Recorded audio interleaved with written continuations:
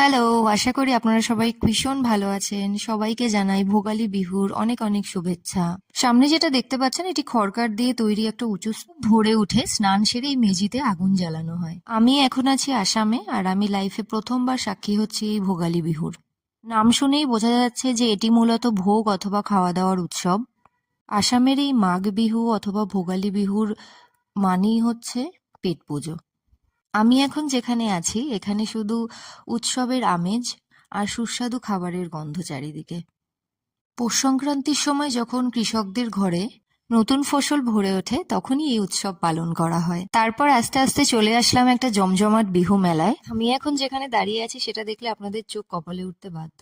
ঠিক সামনেই রয়েছে সিল্ক ওয়ার্ম। আসামের জনজাতিদের কাছে এটা ভীষণ প্রিয় একটা খাবার। শুধু তাই নয়, পাশে কি বিশাল বিশাল চিংড়ি, আর তার সাথে রয়েছে পর্ক মিটও। সব শিক কাবাবের মতো করে সাজানো, কয়লার আগুনে হালকা সেঁকা হচ্ছে। আপনারা কি কখনো ট্রাই করেছেন? যারা একটু অন্যরকম খাবার খেতে ভালোবাসেন তাদের জন্য কিন্তু মাস্ট ট্রাই।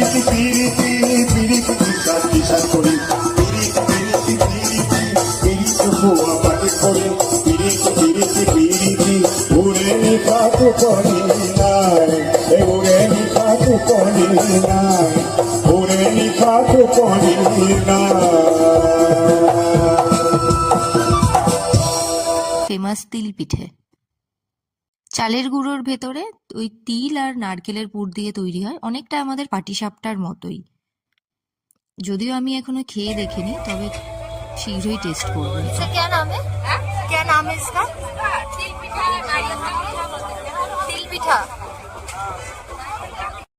যদিও আমি নিয়েছিলাম এই নেপালি ফুডগুলো। তো ফার্স্টে নিয়েছিলাম শেফালি আর তারপরে নিয়েছিলাম এই তাইপো। দুটোই আমার খাওয়া প্রথমবার। স্পেশালি তাইপোটার জন্য আমি খুবই এক্সাইটেড ছিলাম যে কিরকম হবে। ভেতরে দেখলাম ডিম দিয়েছে আর চিকেন আর পেঁয়াজ, যেখানে চিকেনের পরিমাণ খুবই কম ছিল, পেঁয়াজই বেশি ছিল। তো আজকের মতো মেলা ঘোরা এখানেই শেষ।